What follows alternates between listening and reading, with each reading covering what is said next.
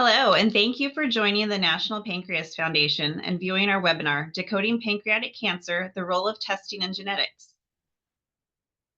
The mission of the NPF is unique in that we focus on all forms of pancreatic disease. And through our work, we have awarded over $5 million in research grants, provided endorsement for over 180 centers of excellence across the country, and provide over 30 programs for our community and medical professionals, such as this webinar. Making this program possible, we would like to thank our sponsors, Arcus Biosciences and Revolution Medicine, for sponsoring this webinar and many others. First, I would like to share a bit more about other opportunities you can become involved with an NPF. Across the country, we have nearly 30 active chapters. These volunteers assist in a variety of activities from tabling at local health fairs, Pancreas Bowl fundraising, and other collaborations with centers of excellence. If you would like to join or start a chapter, we would love to have you contact us, trish@pancreasfoundation.org. Throughout the year, we host several award celebrations. We are always seeking committee members, and tickets are available to purchase and to attend all of these events. They can be found online. If you are a runner and would like to run for a cause you are passionate about, we have bibs for coveted races, from the New York Marathon to the Marine Corps Marathon. Contact the NPF today to join and claim your bibs and start fundraising and training today. To stay informed about all of our events, programs, and other opportunities, follow us on social media and subscribe to our e-newsletter. Also, to continue to grow our programs and meet our community needs, we ask that you complete the short survey following this program. This information is important to us, continuing our mission, and allows us to plan for new topics of interest. There is also a chance to win a prize.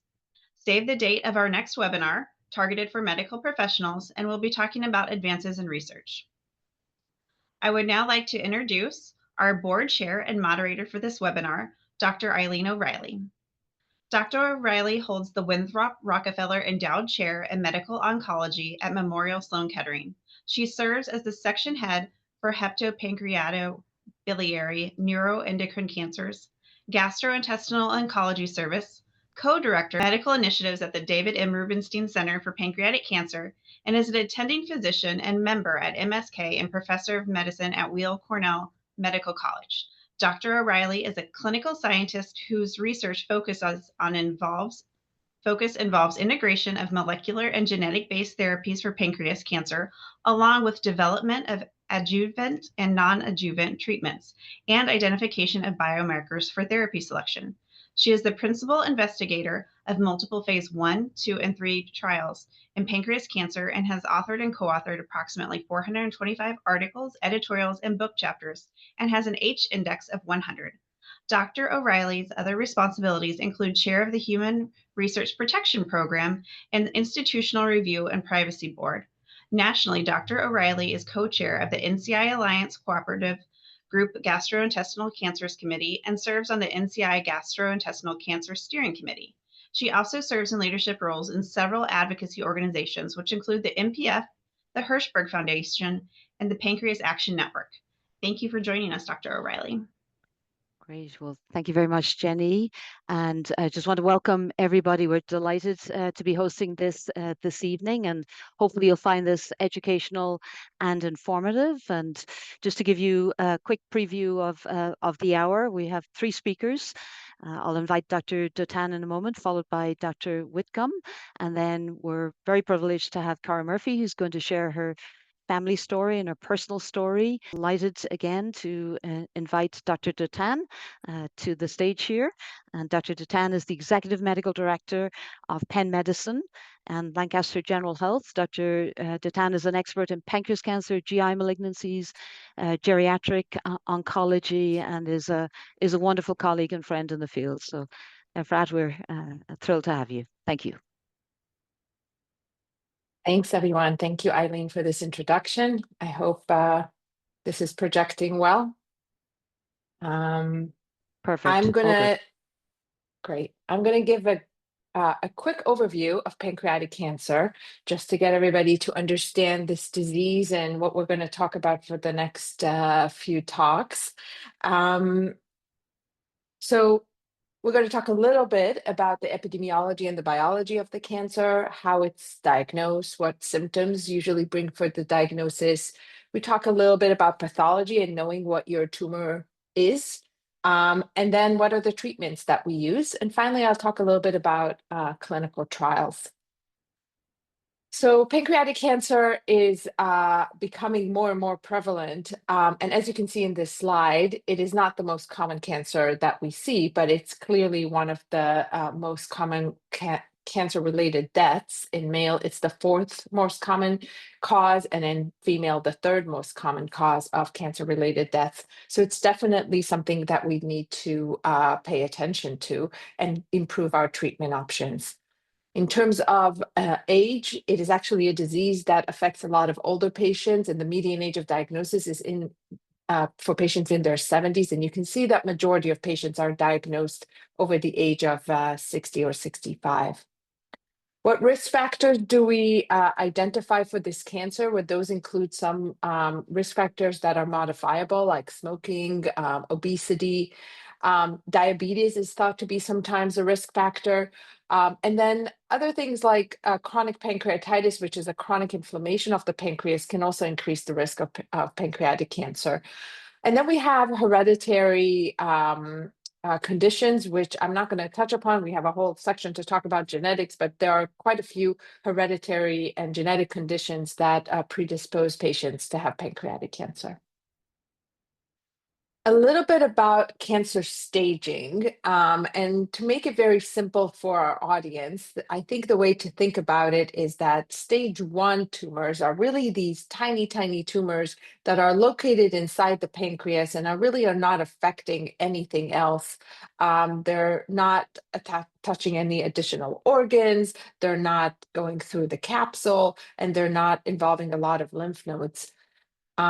However, as the disease progresses into stage 2, you might see a larger tumor, maybe involving the wall, maybe touching another organ, and maybe lymph node involvement.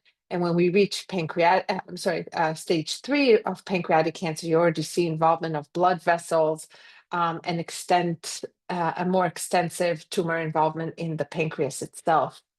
And finally, stage 4 disease is when the disease actually progresses outside of the pancreas and starts to go into lymph nodes and blood vessels, and finally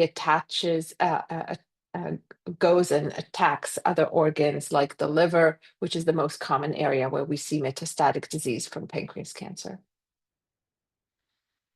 Unfortunately, the majority of cases are diagnosed at more advanced stages. You can see on the slide on the top left, about 51% of cases are diagnosed with distant disease, and only a small proportion, about 14%, are diagnosed with localized disease.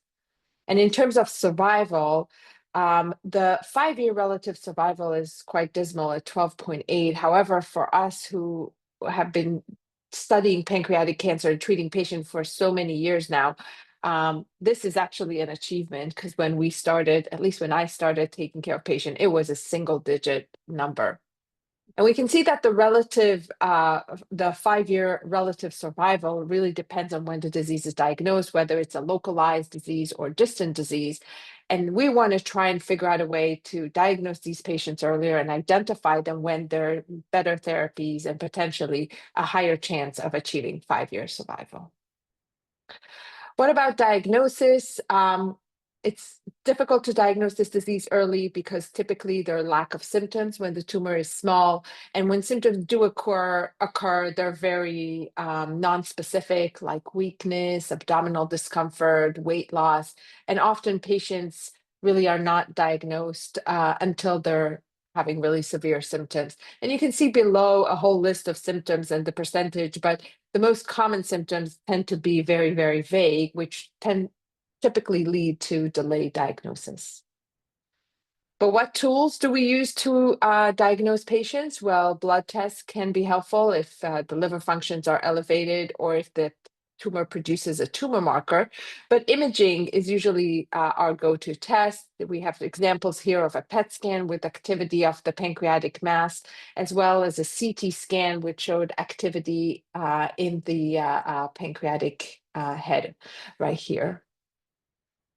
In order to get tissue, which is really important for everything that we're going to talk about for the rest of this presentation tonight, we really need a way to get into the pancreas and get some samples so we can make the right diagnosis, and also have samples that we can analyze for further testing and further molecular alteration. And that's done through an ERCP, which is a process where we go through the mouth into the stomach and then through the pancreatic duct, get into the pancreas where the tumor is and try to get a sample.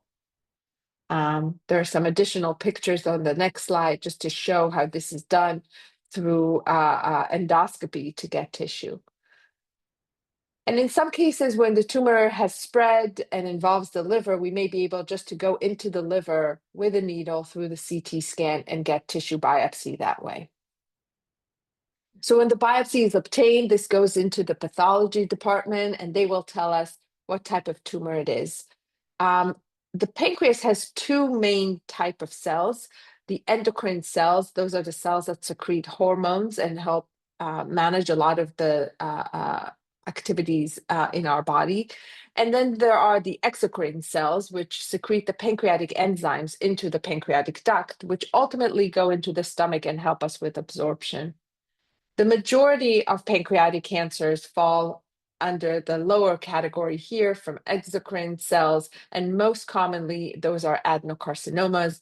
And those are the tumors that we talk about when we talk about pancreatic cancer. There's a very rare form of tumors called neuroendocrine tumors, and those are only 2% of those cancers and have a very different treatment pattern and prognosis. So we're focusing on these aggressive tumors that come from the exocrine cells and are the most common type of pancreatic cancers. So let's shift gear and talk a little bit about treatment. I'm going to touch upon the various type of therapies that we can use. Surgery is obviously our only curative option for this disease, and it was developed by Dr. Whipple many years ago, and it's still used today, although has been significantly improved with additional minimal invasive techniques and better surgical technique that made the surgery more safe and with less complications. But it is a complex surgery that involves removal of the gallbladder, some of the bile ducts, the duodenum, and the head of the pancreas, and recovery can be quite difficult.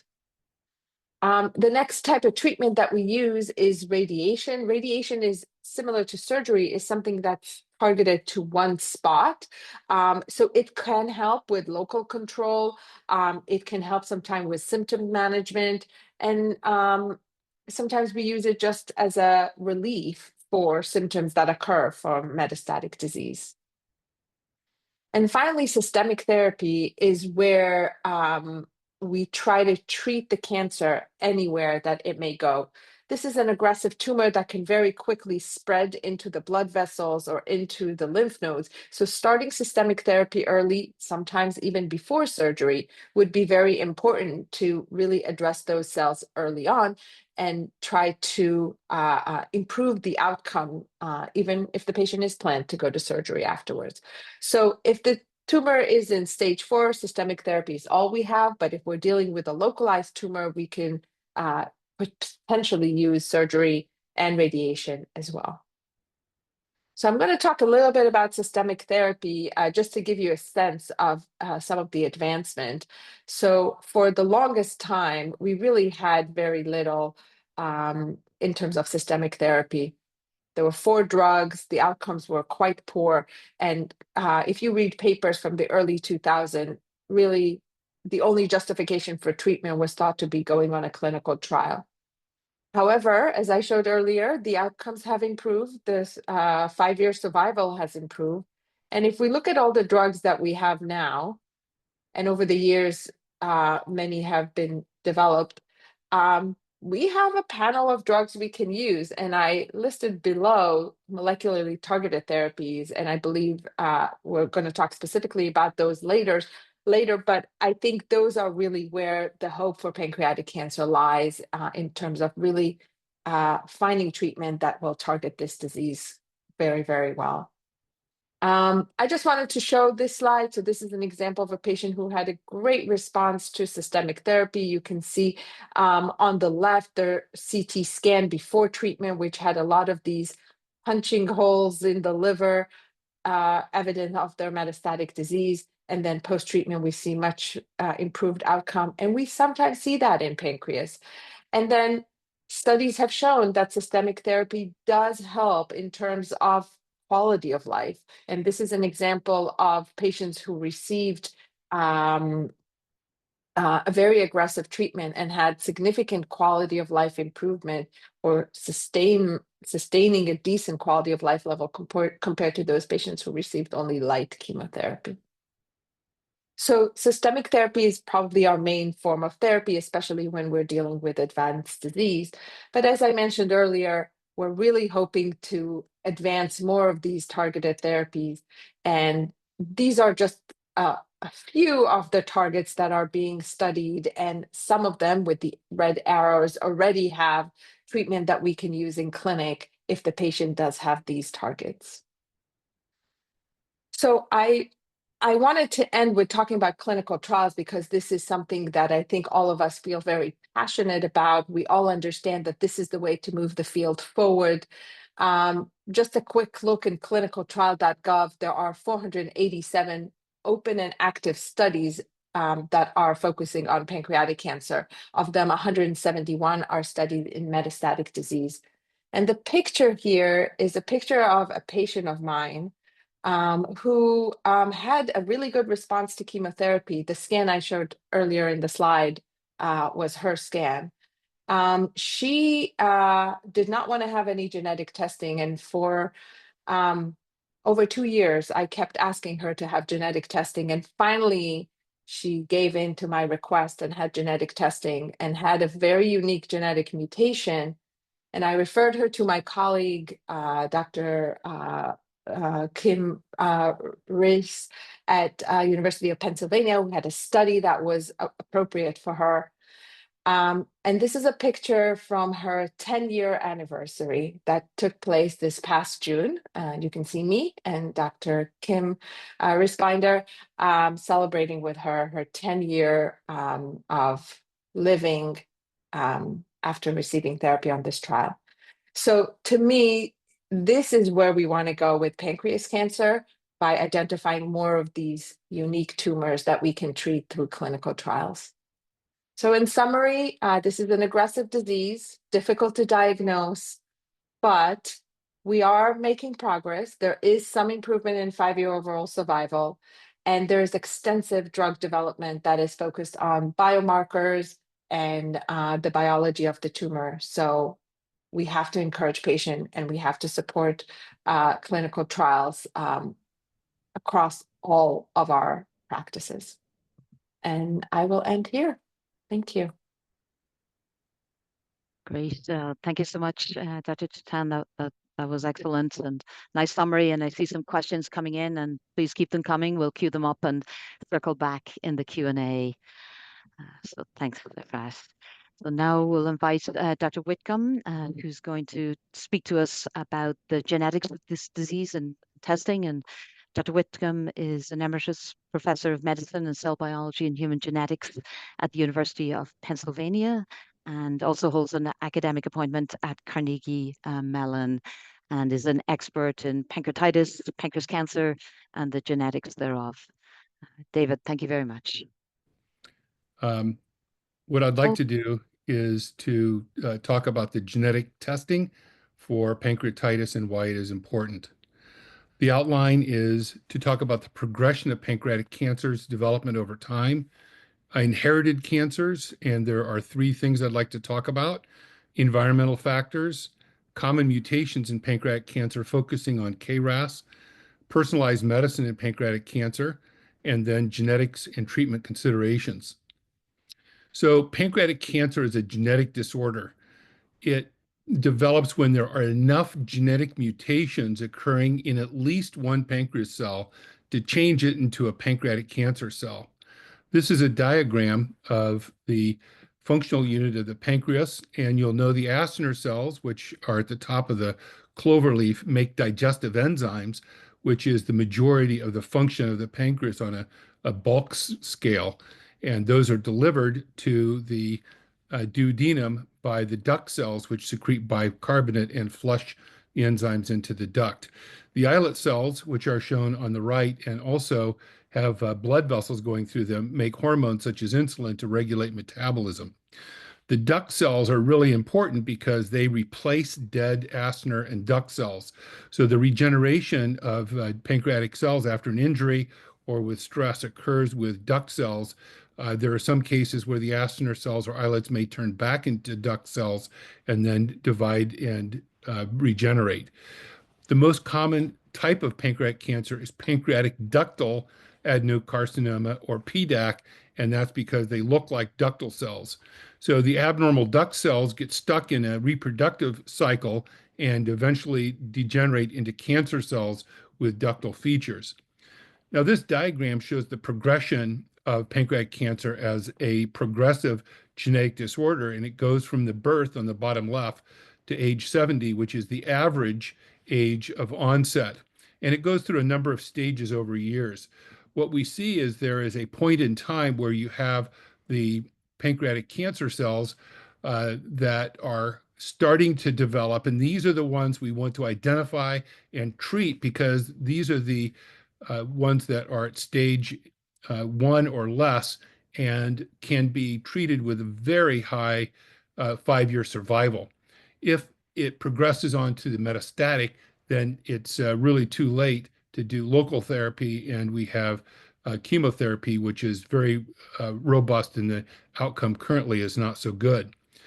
The process begins with the inherited genes that come from the parents, and this turns out to be important in about maybe 5 or 7% of patients with pancreatic cancer, but we need to know about it because it may affect therapy and have implications for other family members.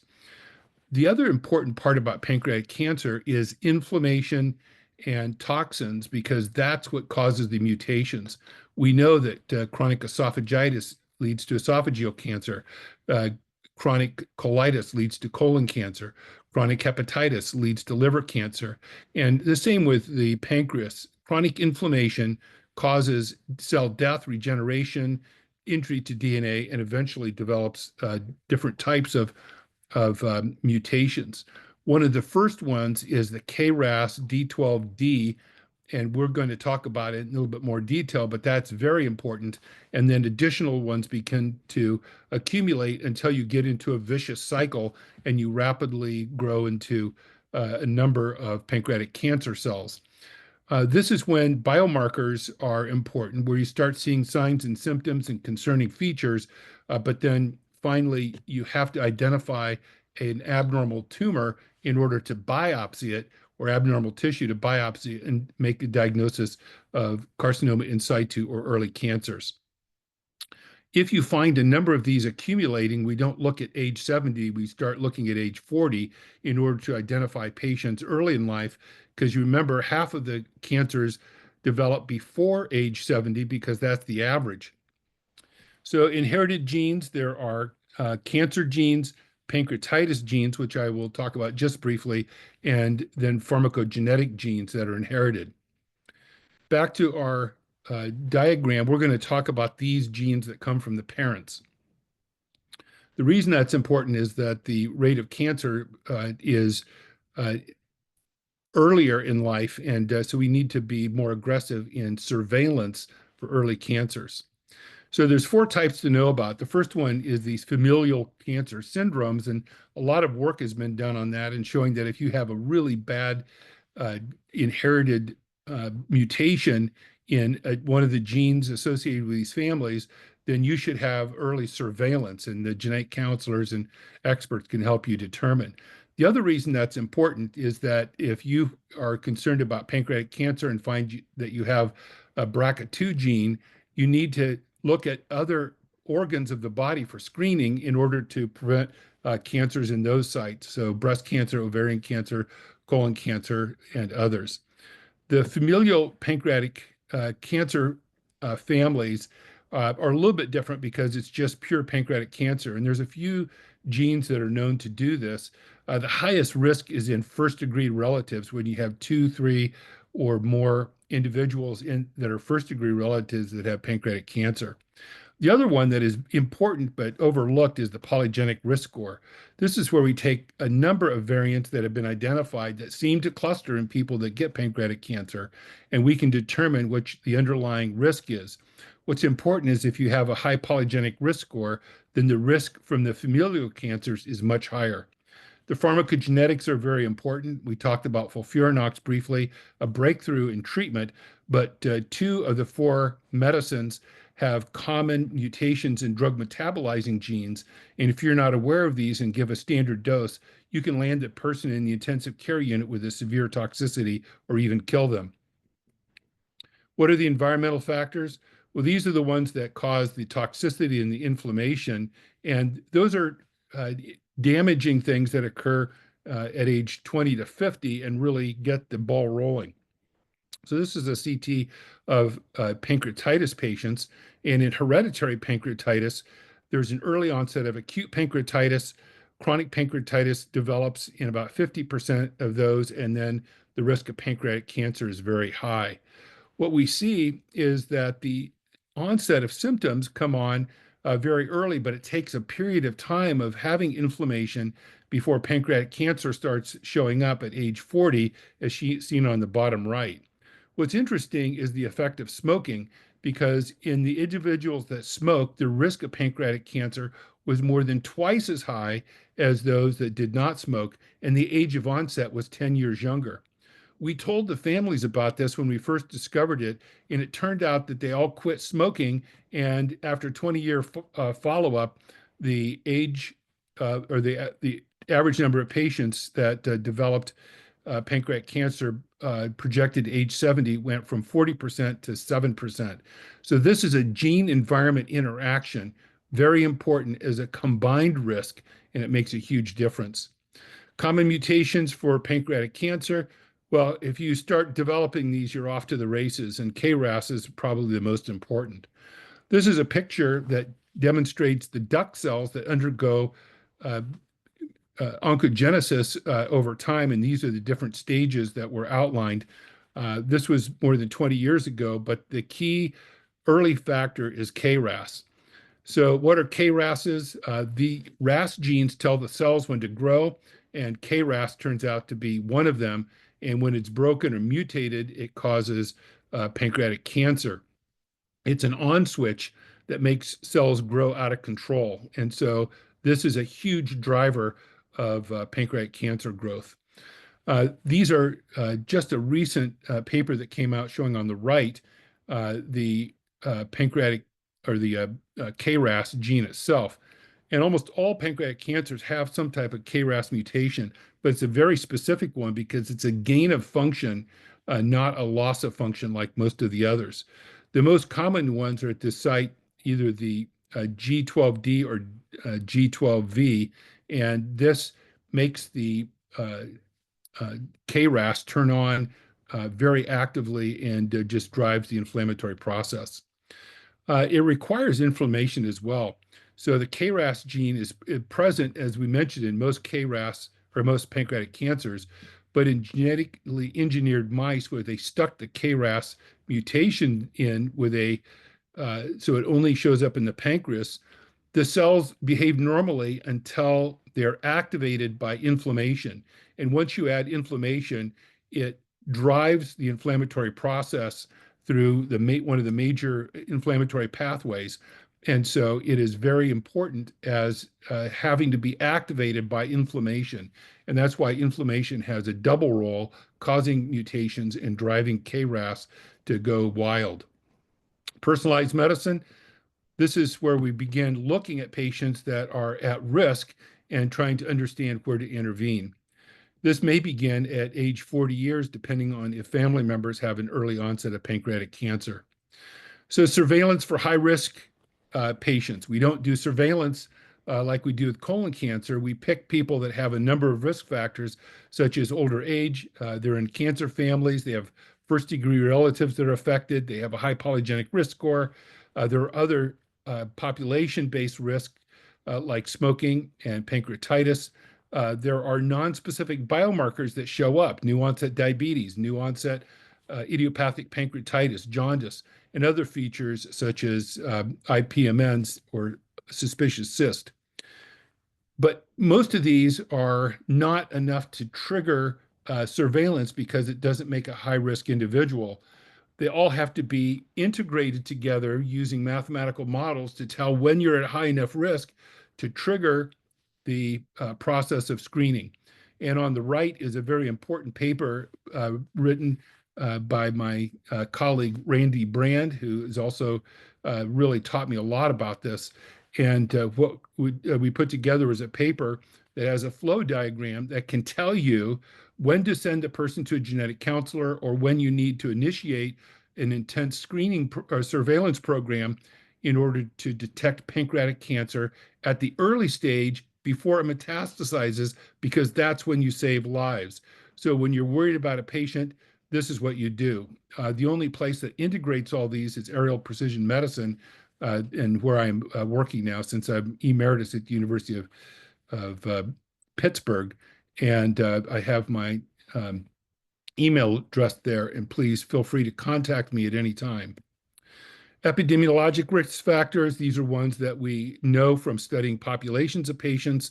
I talk about age and family history briefly. This was shown earlier, and what we see here is that men tend to develop pancreatic cancer a little bit earlier than women, with an average of age 70, which means half of them develop before age 70. And those are the ones we're especially interested in because they're at higher risk.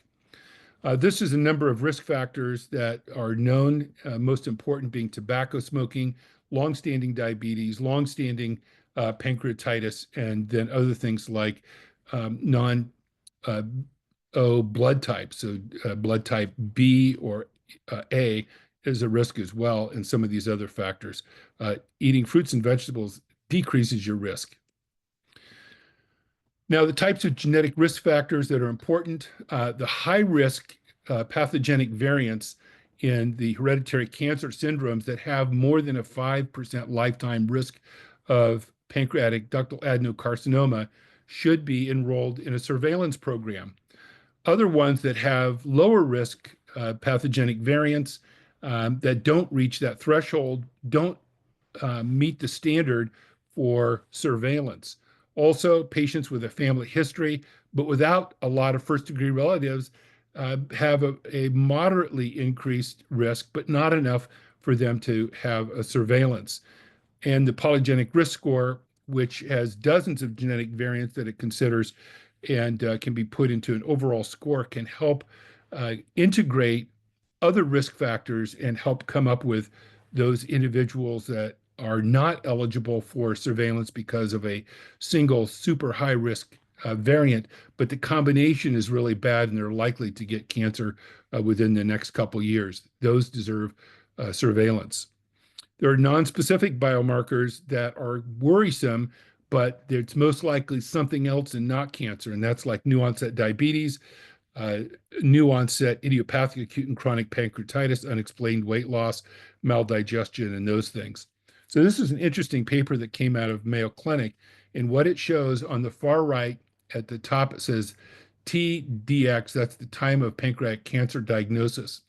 On the blue line going backwards in time is a slow rise in blood glucose that occurs in patients that later develop pancreatic cancer.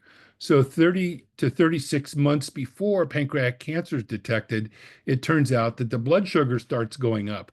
So this is an important warning sign, but it turns out that the onset of diabetes after age 50 is relatively common.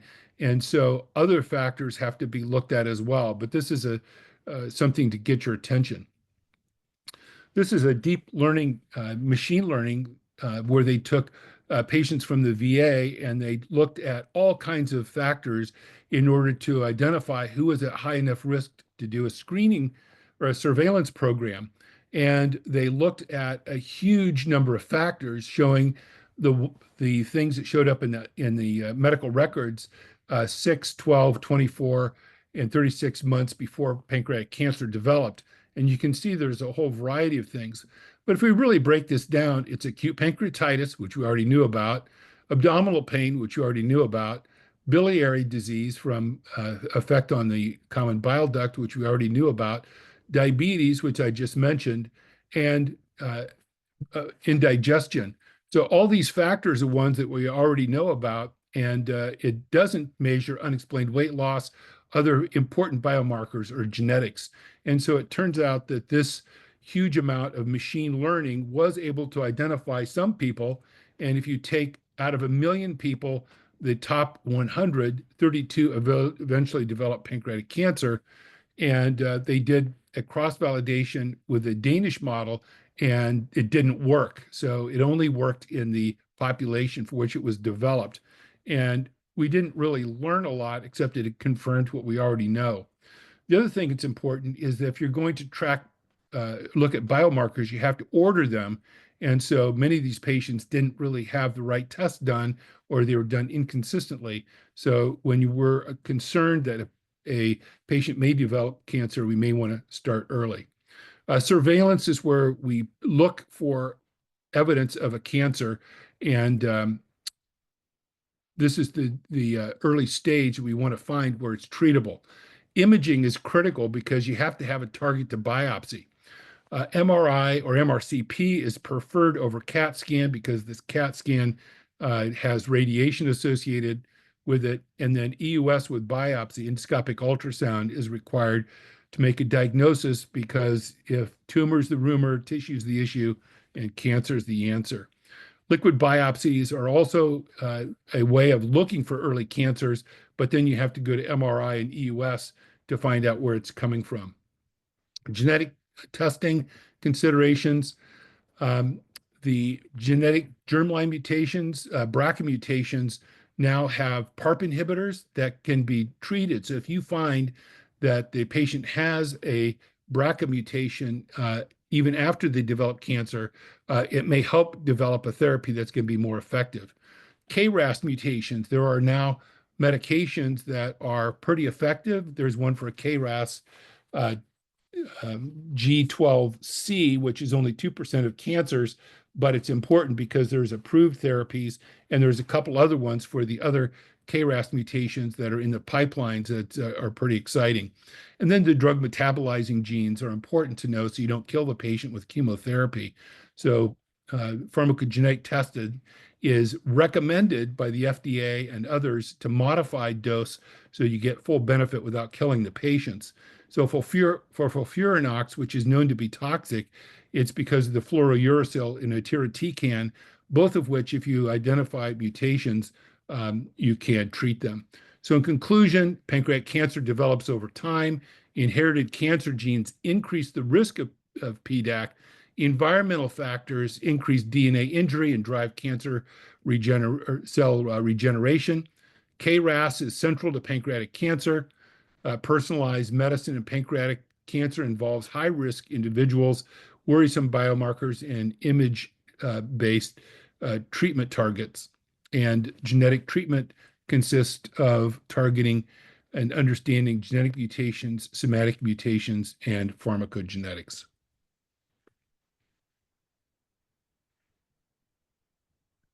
Great. Thank you so much to David. That was excellent as well, and a lot to think of, and obviously very topical issues in terms of screening and treatment applications. So I will continue for the third talk. If you just give me one moment here, just to share the screen. And I'm going to pick up on some of the themes that Dr. Dotan and Dr. Whitcomb introduced, but to focus more on the treatment applications of genetic information and how we're using it in the clinic today, and hopefully how we're going to be changing approaches to treat this cancer. So there's a lot of information on this slide, and I just want to show it for one reason, to indicate that there's a lot happening in the targeted space for pancreas cancer. You've heard a little bit about KRAS, and I'll speak to some of the therapeutic applications of that, but to also note that there's a subgroup of individuals who don't have a KRAS mutation, who do have other findings, and for which there are drugs that are in the NCCN, in FDA approved, and other guidelines that we could use for selected individuals. And even in the realm of standard chemotherapy, there are approaches that may begin to select certain choices for certain individuals. So this is all good, and that the field is changing. So why does it matter from the treatment perspective to identify these genetic mutations? I know that may seem obvious, but it's important to prove the point. And I think we have some data that sort of strongly suggests that this is going to be practice changing in this disease. And this is a registry analysis of a group of individuals with pancreas cancer who had their genomic information collected as part of the early phase of tumor profiling in this disease. And it looked at those who had a target in their tumor and received a treatment that coincided with that target versus those that didn't. And there's a third group there as well.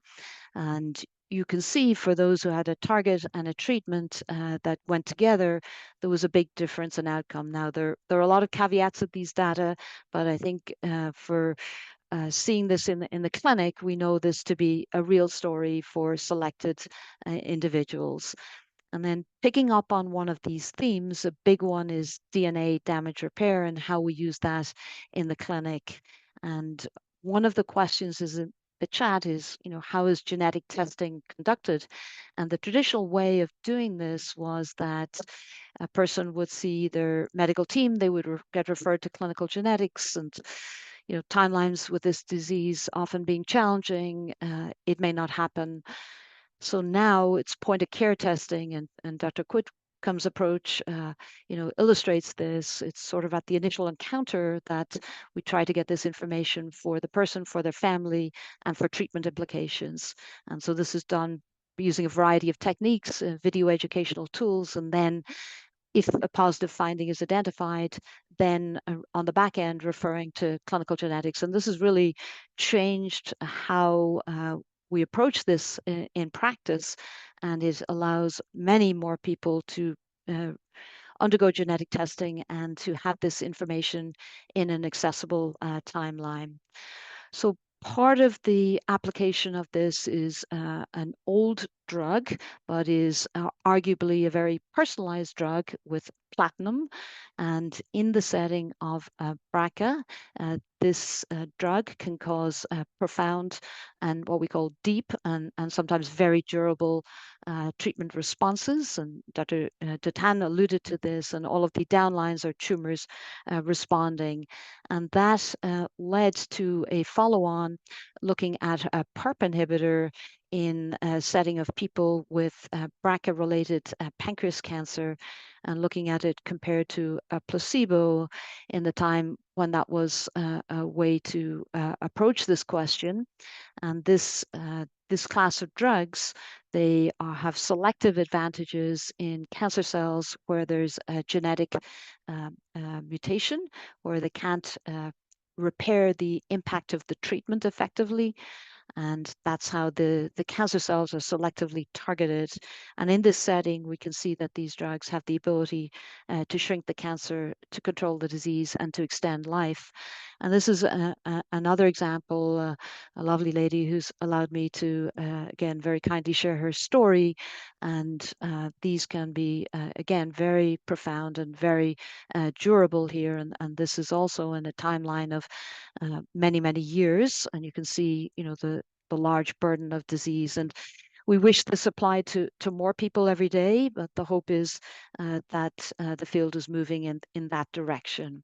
So building on PARP inhibitors, a question of whether adding immunotherapy to a PARP inhibitor might be a better way to go. And there's a large national study, and there's a lot of reasons to think that this may hold true based on more T cells in tumors which are of BRCA origin, and that's being evaluated in a few different ways. And the other setting in which PARP inhibitors are being looked at is in the setting of after having undergone curative therapy in the localized setting where a person has received surgery and their standard treatments, and looking at whether adding a PARP inhibitor to that might improve outcomes. So this builds on work in other diseases and may apply in due course to pancreas cancer.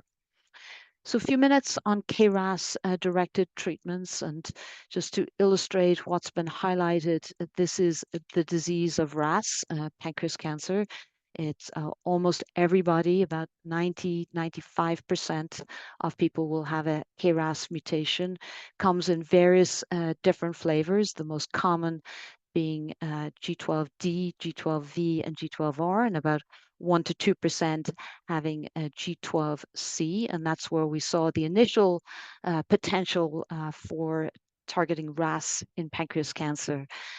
This is just to illustrate the complexity of this growth and signaling pathway that's kind of a critical reason why these cancers develop in the first place, but just to illustrate the number of agents that are in the clinic. And this is outdated. It's at least double this number and more, and targeting RAS in multiple different settings at the level of the gene, at the level of the protein, in the upper part of this pathway, down part of this pathway, in combination. And all of this will have to be worked out over time. But the initial signals in the more common versions of KRAS has been identified with this particular therapeutic, formerly known as RMC-6236 or daraxonrasib, and this is public data in the setting of previously treated pancreas cancer, where we see once more significant treatment response. This was deemed to meet a threshold to move it relatively quickly to a phase 3, which has the potential to change practice. And this is in what's called a second line setting. So for people with metastatic pancreas cancer after they've had their initial treatment and treatment stops working, and they're looking at this class of drugs compared to current best standards. So this is actively recruiting at the current time, and we'll hopefully see data in the next year.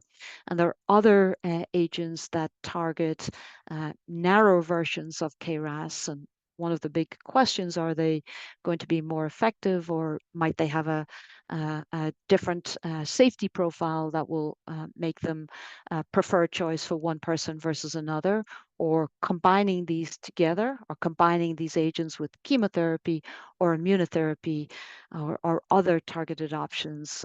All of these, again, will have to be teased out in the clinic.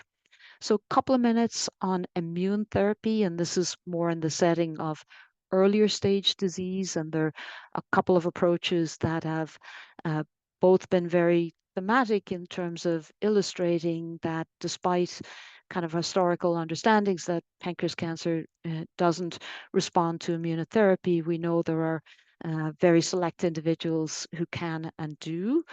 And this particular approach is looking at a vaccine after people have had initial treatment for their disease in the setting of surgery with chemotherapy with no visible disease.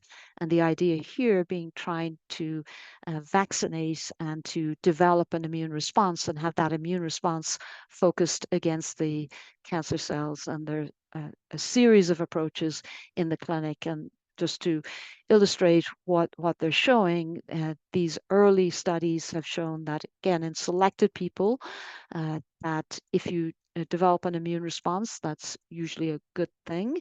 And for some, that heightened immune response can be correlated with a delay in reappearance of the disease. And that's moved quickly to this study in this particular example, which is using a KRAS vaccine. This is now completed, a mid-phase trial, looking at it again in the post-operative preventative setting. And Time will tell whether these signals hold, but this is also supported by using a different type of vaccine approach, and a lot of information on this slide, but this is one using an mRNA platform vaccine, which is a personalized, what's called neoantigen vaccine, where you profile an individual's tumor, identify the targets that are most promising for developing an immune response, customized, and then embraced in a vaccine platform that can then be administered. And this was a different type of approach compared to KRAS, and a lot of different techniques involved, a lot of different resources, etc. But both very similar, that about half of individuals had an excellent immune response, and that immune response showed to correlate with delay in tumor recurrence. But we never know from these small studies, because there can be huge factors in individual person selection that can bias the signal. And the ultimate way is a randomized evaluation. And that's what's also happening with this particular personalized neoantigen vaccine approach. So one other area that's very topical in pancreas cancer is, can you unmask this immune suppression? And adenosine is in abundance in pancreas cancer and is part of the explanation for a very immune suppressed milieu where these cells grow and divide. And an inhibitor of adenosine, a drug called pamliclustat, has moved from early phase to late phase testing. It's one of the relatively few phase 3 studies in pancreas cancer, and evaluating the addition of this anti-immune suppressing agent to chemotherapy in the initial treatment of metastatic disease. So exciting to see a couple of late stage studies which have been missing in this disease for the last number of years. So lastly, just a couple of slides on younger onset pancreas cancer. And Dr. Dotan emphasized that disease of 70s in terms of the average age, but we are seeing a trend of an increase in this malignancy in younger people. Mostly it's not genetic based, in the sense that there's an underlying genetic mutation identified, although it is more common in younger people relative to older. But the point I wanted to bring up as well is that we see RAS mutations a bit less frequently in younger people. And that's important because when we don't see a RAS mutation, we can find other things. And there's a host of rare other mutations that are in this KRAS wild type setting, of which there are a number of drugs that are available. And this is one, and I bring it up because it's just been FDA approved, specifically in pancreas and non-small cell lung cancer, for the small subset of individuals who have an NRG1 fusion. And that's about 0.5% of people with pancreas cancer. So rare finding, but younger people, we look hard to see if these findings are present. And once more, just the graphical illustration gives you a sense that these agents can have very meaningful implication for a person. Time away from chemotherapy is highly valued, and for some of these targeted agents, they can be well tolerated and have a very different profile, and can lead to extended disease control for periods of time. One other target that's in late stage testing is Claudin, and this is present on a reasonably high percentage of individuals with pancreas cancer. This particular study looked at a very enriched population where you had to have a very high level, which is a smaller percentage of people with this disease. And we'll hopefully see the readout from this study in this calendar year. So I know time is short, and I'm going to sum up just to say there's a lot happening. Chemotherapy remains a mainstay, but there are selection tools that are beginning to help us even identify how chemotherapy may be optimally used. And one of them is in the BRCA and other related gene contexts. to emphasize the importance of both bloodline testing and somatic or tumor-based testing to look for these alterations. And you have a flavor of the implications in terms of treatment. And from pancreas cancer being low on the list of actionable alterations, we're optimistic and hopeful that it'll be top of the list of that category based on RAS, depending on how the potential of RAS therapeutics ultimately lead us in this disease. So thank you very much. I'll just acknowledge all our colleagues, and I will pause the screen share here, and I will invite Cara to the stage here, who's had a very direct and very personal experience with pancreas cancer. And Cara, if I might take a moment just to introduce you. You live in Somerset, you have a medical background, work in Rutgers, live with your family and your dog, and have long connections with this disease. And if I could ask you just to share a little bit your personal story.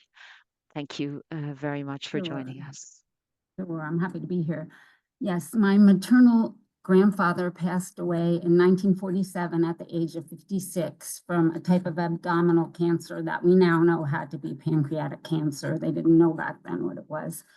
And my mom was diagnosed in 1998 at the age of 63 after having some abdominal pain. They found some ulcers and treated those for a little while. When that didn't get better, then they found the pancreatic cancer. They attempted surgery. They opened her up. It had spread too far, so they were not able to do the surgery. She did have chemotherapy, shrunk the tumor for a little while. She passed away at the age of 65 in January of 2000. And I have a brother, Bill, who was diagnosed in July of 2013 after having some abdominal pain and some back pain. He had Whipple surgery within a week of diagnosis, and he had chemotherapy, FOLFIRINOX, which was in clinical trial at the time, and he had radiation, and he did a clinical trial for a vaccine. He was determined to beat it. He tried anything that he possibly could. Unfortunately, he passed away at the age of 56 in October 2015.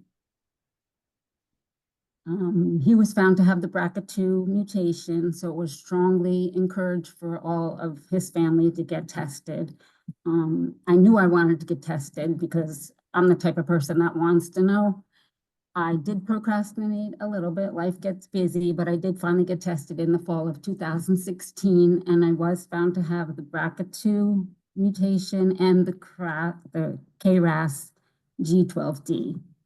Once I found out that I had those mutations, I immediately joined the CAP study at Johns Hopkins and began getting either an MRI or an EUS annually for screening. And I also began more aggressive screening for breast cancer. In 2017, I had an MRI and they found a small area of concern, and it turned out to be breast cancer. I opted for a bilateral mastectomy, and I am happy to say I'm breast cancer free to this day.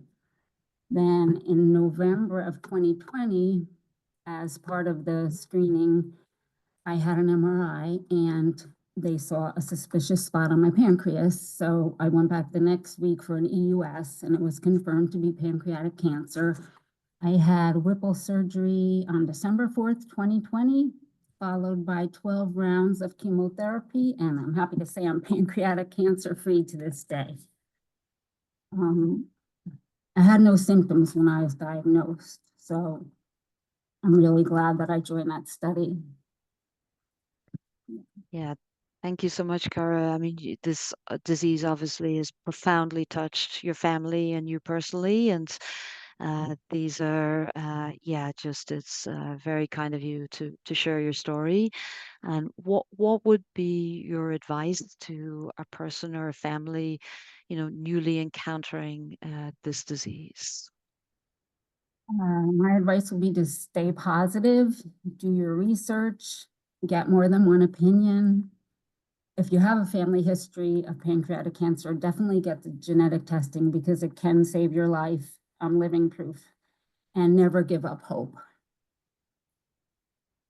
Thank you. They're very thoughtful points, and it's as you know, and the audience knows, I suspect by many connections with this disease, it is extraordinarily challenging, but I think we're optimistic and hopeful that's going to change for more people. Yes. Yes. Absolutely. Wonderful. Well, thank you. I hope you'll sit tight, and we'll invite you to be part of the more expanded panel. And I'll ask Dr. Dotan and Dr. Whitcomb and Jenny from the National Pancreas Foundation if you might join us. So Efrat, thanks again for your great talk. And there are some questions about symptoms for this disease. Do you want to comment a little bit more about kind of red flags and things that you think people should be aware about? Yeah, I think I touched upon it a little bit in my talk, but this is a very challenging disease because the symptoms can be very vague for a while. However, there are things that are clearly signs of pancreatic cancer, like development of jaundice, which is yellowing of the skin and of the eyes. Abdominal pain is maybe one of the most common symptoms that we see, and weight loss, significant weight loss. And I would say those are the three main things that should prompt an individual to go immediately and get evaluated, and making sure that there is nothing urgent that needs to be addressed. Thank you very much. And Dr. Whitcomb, can you speak a little bit about pancreatitis and the risk for pancreas cancer and the genes related to that? Right. So there are two important things to know about pancreatitis. First of all, it is a risk factor for pancreatic cancer. So people have a history of not only chronic pancreatitis, but acute pancreatitis at any time are at increased risk of pancreatic cancer. But secondly, it's also a biomarker of pancreatic cancer. So if a person has, is over the age of 50 and has an episode of acute pancreatitis without a clear cause, like a gallstone or a trauma or something like that, then it is very likely it's from pancreatic cancer, but the probability goes down over the following 2 years. So it develops pancreatic cancer when it blocks a pancreatic duct or has an effect like that. So pancreatitis, earlier in life with any cause, whether it's alcohol related, smoking, it's a hereditary pancreatitis. It's due to a SPINK mutation, a CFTR variant in patients with cystic fibrosis, or at increased risk of pancreatic cancer now that they're living longer. Any type of inflammation causes injury, causes cell death, drives replication of duct cells to make new acinar cells, and that's when mutations not only develop but are propagated because they have daughter cells, and you start accumulating it. If there's no injury, then the chance of cancer is very low. So pancreatitis is both a risk factor and a biomarker. And if you have a KRAS mutation, it also drives the cancer, as we talked about before. So they're linked together pretty nicely. The other comment I would make is that many times patients will get a diagnosis of chronic pancreatitis, and it's actually pancreatic cancer with a lot of fibrosis. And it looks like chronic pancreatitis because of the desmoplasmic reaction. So a lot of caution when you have an unexpected finding of chronic pancreatitis in a person. Great. Thank you, David. That was very comprehensive. So I have a question for Jenny and Cara. I think the audience would be interested in learning where they can find resources about this disease, information about clinical trials, information about screening programs, and what you would suggest or recommend or refer to. Yes, so the National Pancreas Foundation has a YouTube channel. So this webinar will be posted in any other webinars that we've done in the past on a variety of topics. Those are always available on demand. On our website as well, many of our centers of excellence have clinical trials that may be going on. Those are posted on our website, as well as other resources to find potentially some in your area. So I would recommend going to our website. I'll put that in the chat to go to. And then also we have a listing of all the centers of excellence if you're looking for specific care based on where you are in the country, that we can provide resources as well. So if you can find a new clinic or another hospital, if there's more specialized care that you're looking for. Terrific. Cara? And yeah, the screening study that I was in, the CAP study, I went to Johns Hopkins, but I believe they have a hospital in New York that's part of the study. I'm not sure, but it's CAPS 5. Hillary Cosby is the nurse at Johns Hopkins, and Dr. Michael Gogans, who are in charge of the study there. If you're not close to Baltimore, I'm sure they can tell you other locations that the study is being done, but I would highly recommend it if you have a family history to get genetic testing and get into one of those screening studies. Yes. Great. Thank you both. And maybe one last question, as I realize we've gone over the hour, but I think the topic is a very interesting one. Dr. Whitcomb, can you just give us a quick synopsis of how you recommend genetic testing be conducted? Yeah, so the genetic testing has a problem in that it is often not paid for by insurance companies, and the timing to get the mutation testing is typically after pancreatic cancer is developed, and then it takes a long time to sort through the 1 or the 3 billion genetic variants and sort everything out. It takes several weeks. What I've tried to do is to push for a early evaluation, and so what we're doing, I started a company, Aerial Precision Medicine, and we do the genetic testing.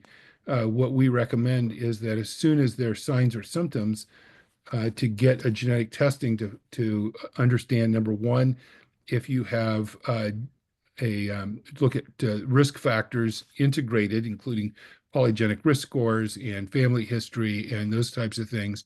And secondly, to determine whether or not you can use CA19-9 as a biomarker. But then once that is done, once the genetic testing is done, if you want to go on to find out if there is a risk for toxicity from chemotherapy, it just takes a couple days to get that information back because the genetics has already been done. If you're looking for familial cancer syndrome genes, it only takes several days because the genotyping is already done, and the price is much lower as well. So that's the approach we're taking. We can also do pancreatitis gene assessment as well to see if there's an underlying genetic mutation. And those have implications not only for the patient, for their treatment and their families, but can save them from chemotoxicity and other complications. So that's our approach. Thank you so much. Yeah, I think it's a really important message that this be done and early in the course of the disease.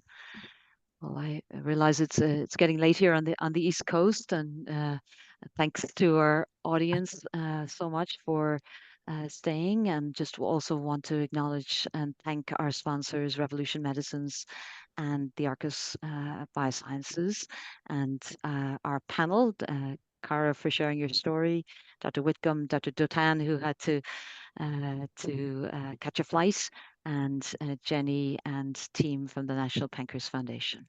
Thank you, everyone.